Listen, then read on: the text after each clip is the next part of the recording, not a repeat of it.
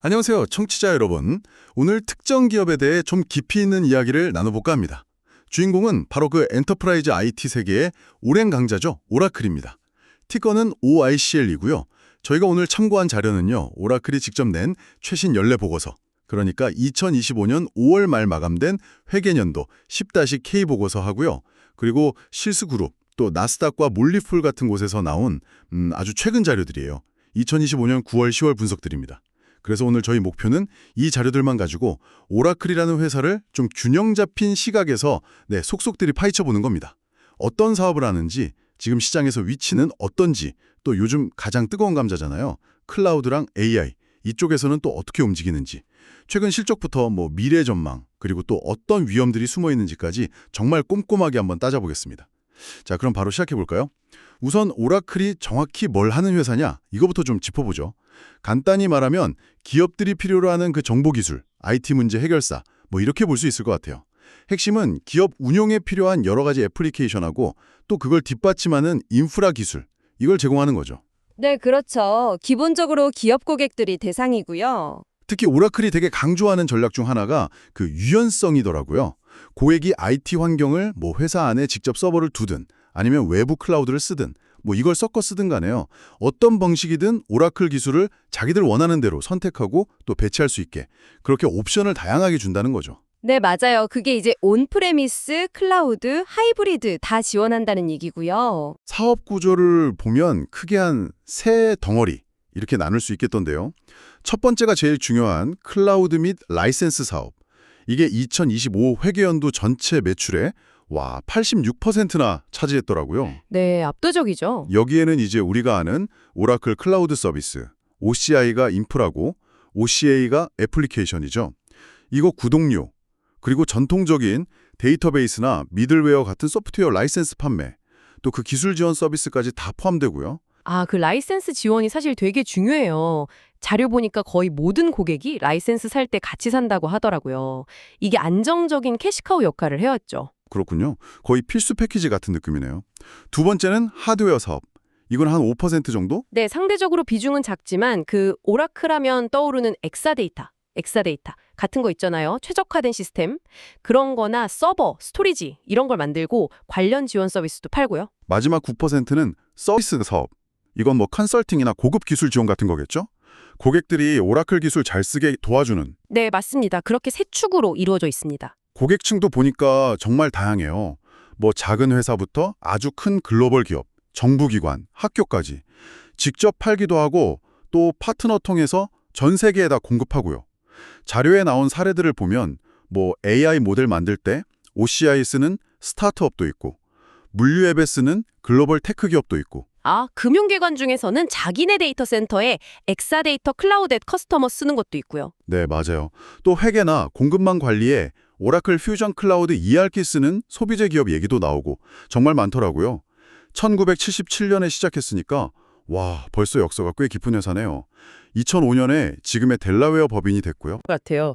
자료들 쭉 보면 어도비, 구글, 아마존 웹서비스, AWS, 마이크로소프트, SAP, 세일즈포스, IBM 이런 IT 공룡들이랑 거의 모든 영역에서 직접 부딪힙니다. 정말 이름만 들어도 쟁쟁한데요. 네, 그렇죠. 여기에 또 HP나 워크데이 같은 회사들도 계속 경쟁 상대로 언급되고요. 특히 좀 주목할 만한 게 오라클이 그 선어라는 의료 IT 기업을 인수했잖아요. 네, 맞아요. 헬스케어 쪽으로 크게 들어왔죠. 네, 그러면서 그 분야의 원래 강자였던 에픽 시스템즈 같은 회사들이랑도 이제 새로운 경쟁을 해야 하는 상황이 된 거죠. 정말 사방에 다 경진자네요. 그럼 이런 치열한 환경에서 오라클은 뭘로 돌파구를 찾으려는 건가요? 역시 가장 큰 기대는 클라우드로의 전환, 여기에 걸고 있는 것 같습니다. 오라클 스스로도 그 10-K 보고서에서 그렇게 얘기해요. 기존에 자기네 온프레미스 고객들 있잖아요. 이 고객 기반의 상당수가 이제 오라클 클라우드로 넘어오는 중요한 전환, 그러니까 사업적으로 아주 의미 있는 큰 이동, 영어 표현으로는 머티리얼 마이그레이션이라고 하던데 이게 이제 막 시작되는 초기 단계라고 보고 있어요. 기존 고객들을 클라우드로 데려오는 거군요. 네, 실제로 지난 3년 동안 그렇게 기존 라이센스 지원 고객들이 클라우드로 넘어오면서 연간 클라우드 서비스 매출이 43억 달러나 늘었다고 밝혔고요. 클라우드 중에서도 특히 AI랑 OCI, 그러니까 오라클 클라우드 인프라에 되게 집중하는 모습이 보이던데요. 정확합니다. OCI가 지금 오라클 클라우드 전략의 거의 심장이라고 할 수 있죠. 단순 컴퓨팅, 스토리지를 넘어서 자율운영 데이터베이스나 MySQL 히트웨이브 같은 자체 기술들, 그리고 요즘 가장 중요한 AI 인프라까지 다 포함하는 핵심 서비스거든요. 생성형 AI나 에이전트 AI 같은 최신 기술들도 계속 OCI에 넣으려고 하고 있고요. 네, 맞아요. 근데 여기서 또 재미있는 게 오라클이 그냥 AWS나 애저 같은 그런 퍼블릭 클라우드만 딱 내놓는 게 아니라는 거예요. 아까 말했던 그 유연성 전략? 이게 구체적으로 나타나는 거군요. 그렇죠. 예를 들면 고객 데이터 센터 안에다가 오라클 클라우드 환경을 그대로 구축해주고 오라클이 관리해주는 엑사데이터 클라우드 앳 커스터머, 아니면 아예 OCI 환경 전체를 통째로 고객 데이터 센터로 가져오는 OCI 전용 리전, 이런 옵션도 있고요. 와, 그건 좀 신기하네요. 네. 또 특정 국가의 데이터 관련 규제를 맞춰야 하는 고객들을 위해서는 소버린 클라우드, 여기엔 소버린 AI까지 포함되고요. 파트너사들이 오라클 기술 기반으로 자기들만의 클라우드 서비스를 만들 수 있게 해주는 오라클 얼로이라는 것도 있고, 심지어 통신 기지국이나 공장 같은 네트워크 맨 끝단, 엣지 환경을 위한 컴퓨트 클라우드 앳 커스터머까지 정말 세분화돼 있죠. 와, 정말 다양하네요. 고객 입장에서는 선택지가 많아서 좋겠어요. 네, 바로 그 점을 노리는 거죠. 다양한 요구사항과 규제 환경에 맞춰서 딱 맞는 옵션을 제공하면서 경쟁사들이랑 좀 차별화를 하려는 전략입니다. 이런 전략 시장에서는 좀 먹히고 있나요? 반응은 어떤가요? 네, 상당히 종은인 반응을 얻고 있는 것 같아요. 그 세즈 그룹 보고서를 보니까 2025년 중반쯤에 분석가들이 오라클의 AI 컴퓨팅 전략을 보고 이거 성공 공식이다, 위닝 포뮬라, 이렇게 평가를 했더라고요. 오, 성공 공식이요. 네, 특히 좀 인상 깊었던 평가는 마이크로소프트 애저나 구글 클라우드 같은 어떻게 보면 경쟁사잖아요. 이런 곳들과도 손잡고 멀티 클라우드 파트너십에 맺어서 고객들이 꼭 한 클라우드에 묶이지 않고 여러 클라우드에서 자유롭게 작업을 돌릴 수 있게 길을 열어줬다는 점, 이게 고객 신뢰도를 높이는데 큰 역할을 했다, 이런 분석이 있었어요. 경쟁사와도 협력하는 유연함. 그게 통했군요. 그럼 이런 좋은 평가가 실제 실적으로도 나타났는지 궁금한데요? 바로 그 결과가 가장 최근 실적 발표에서 터져 나왔죠. 2026 회계연도 1분기, 그러니까 2025년 8월 말 마감된 분기 실적인데요. 전통적인 라이센스 같은 레거시 사업은 좀 힘이 빠졌지만 클라우드 서비스 매출이 전년 같은 기간보다 28%나 늘어서 72억 달러를 기록했어요. 28% 증가? 괜찮네요. 근데 특히 OCI 매출은요, 무려 55%나 급증해서 33억 달러에 달했습니다. 와, OCI는 55%요? 정말 폭발적인데요. 네, 근데 더 놀라운 건 따로 있었어요. 바로 RPO, 잔여 계약 이행 의무라고 하죠. RPO, 미래 매출로 잡힐 계약 잔고 말씀이시죠? 맞습니다. 이미 계약은 다 됐고 앞으로 매출로 인식될 금액인데 이게 무려 359% 폭증했다는 소식이 전해지면서 시장이 정말 깜짝 놀랐죠. 잠깐만요. 359%요? 3배 반이 넘게 늘었다는 건데 이게 어떻게 가능한 수치죠? 어떤 의미로 봐야 할까요? 정말 엄청난 숫자죠. 이건 그냥 계약 건수가 좀 늘었네, 이 수준이 아니라요. 오라클이 AI 인프라 경쟁에서 그냥 여러 플레이어 중 하나가 아니라 시장의 기대를 한 몸에 받는 핵심 공급자로 확실히 자리매김하기 시작했다는 아주 강력한 신호를 읽힙니다. 아하.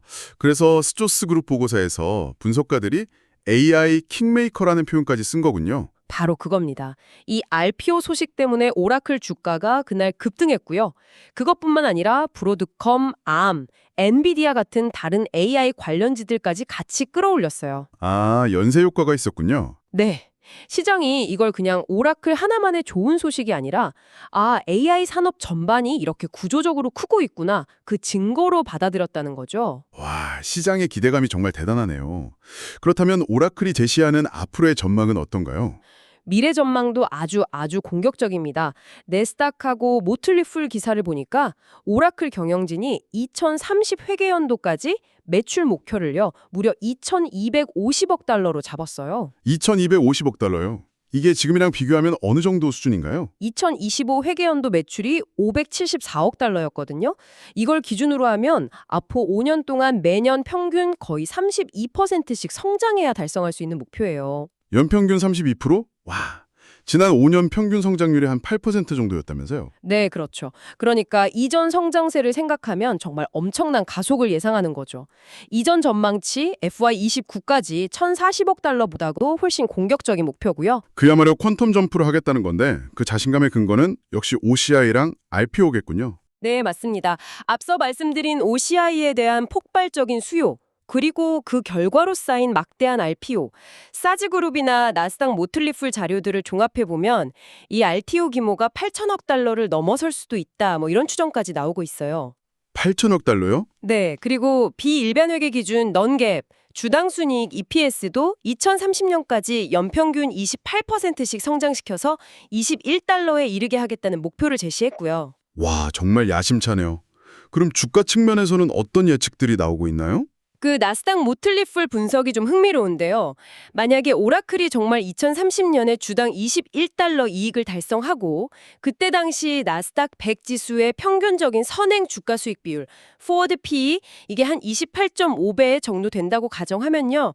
그러면 주가가 599달러까지 갈 수도 있다. 이런 계산이 나온다는 거예요. 599달러면 지금 2025년 10월 말 기준보다 116%나 높은 수준인데요. 네, 그렇죠. 물론 이건 여러 가정하에서의 시나리오일 뿐입니다만 만약 시장이 오라클의 이런 AI 주도 성장 스토리를 더 높게 쳐줘서 더 높은 PE 배수를 적용한다면 뭐 상승 여력은 더 커질 수도 있다 이런 분석인 거죠. 네, 정말 흥미로운 분석입니다.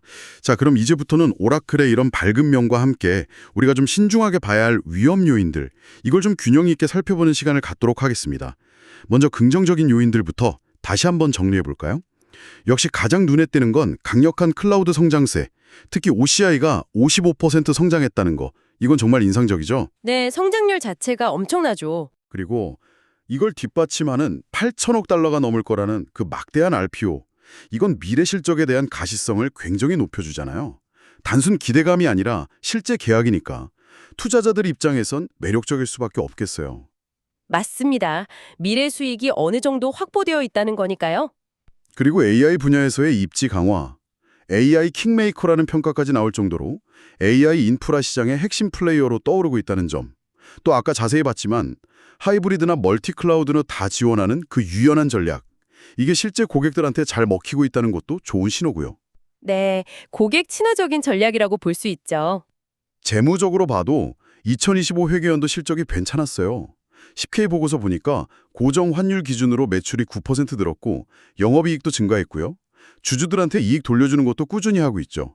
아직 64억 달러 규모 자사주 매입 프로그램 남아있고 분기 배당도 계속 주고 있고요. 네, 주주 환원 정책도 꾸준히 시행 중입니다. 지난 5년간 주가 흐름도 S&P 500 지수나 다른 기술주 지수보다 좋았다. 이런 점도 긍정적으로 볼 수 있겠네요. 네, 시장 대비 좋은 성과를 보여왔죠. 하지만 이렇게 좋은 이야기만 있는 건 아닐 겁니다. 보고서에서 강조하는 위험 요인들은 구체적으로 어떤 것들이 있을까요? 좀 더 자세히 들여다봐야 할 것 같아요. 물론입니다. 장밋빛 전망 이면의 그림자도 분명히 봐야죠. 10K 보고서에 명시된 위험 요인들을 보면 가장 먼저 눈에 띄는 게 실행 위험, execution risk입니다.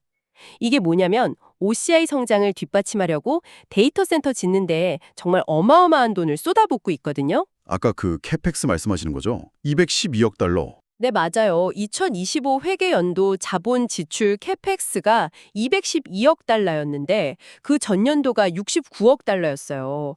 1년 만에 3배 이상 폭증한 거예요. 이건 정말 엄청난 투자거든요. 와, 3배 이상? 그럼 이게 만약 계획대로 안 되면 타격이 엄청나겠네요? 바로 그 점입니다.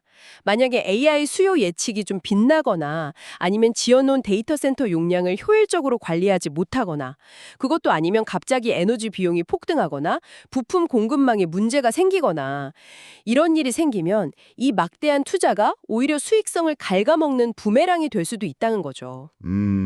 리스크가 크네요. 네. 그리고 데이터 센터를 직접 짓는 것 말고도 장기로 임대하는 계약도 많이 맺고 있는데 여기서 오는 재정적인 부담도 무시할 수 없고요. 10K 보고서에서도 이런 점들을 아주 주요한 위험으로 명시하고 있습니다. 경쟁 환경도 여전히 아주 치열하다고 하셨죠. 네, 경쟁은 오라클한테는 정말 영원한 숙제 같은 거죠. 아까 말씀드린 AWS, 마이크로소프트, 구글 같은 클라우드 거인들부터 시작해서 SAP나 세일즈포스 같은 애플리케이션 강자들까지 거의 모든 사업 영역에서 정말 치열하게 싸워야 하는 상황입니다. 만약 경쟁사들이 R&D에 돈을 더 쏟아붓거나 아니면 파격적인 가격 할인 공세를 펼친다. 그러면 오라클의 가격 정책이나 수익성에 직접적인 압박이 올 수밖에 없어요. 하드웨어 쪽 공급망 위험도 구체적으로 언급된 게 있었나요? 네, 복잡성 및 공급망 위험도 상당히 중요하게 다뤄지고 있습니다. 특히 그 엑사데이터 같은 하드웨어 제품들은요, 특정 부품을 딱 하나의 공급업체에만 의존하는 경우도 있다고 해요. 아, 단일 공급업체 의존이요? 그건 위험한데요? 그렇죠. 그런데 만약에 예를 들어 중국, 대만 간의 긴장이 갑자기 높아진다거나 자연재해가 터진다거나 예상치 못한 무역 규제가 생긴다거나 하면 부품 공급에 심각한 차질이 생길 수 있는 거죠. 실제로 10K 보고서를 보면 과거에도 공급망 문제 때문에 생산 비용이 늘었던 적도 있고 반대로 수요 예측을 잘못해서 재고가 너무 많이 쌓이는 위험, 특히 AI 가속기 관련해서 그런 사례가 있었다고 언급되어 있습니다. 그렇다면 AI 자체가 가져오는 위험도 있을 것 같은데요? 물론입니다. AI 관련 위험도 간과할 수 없어요.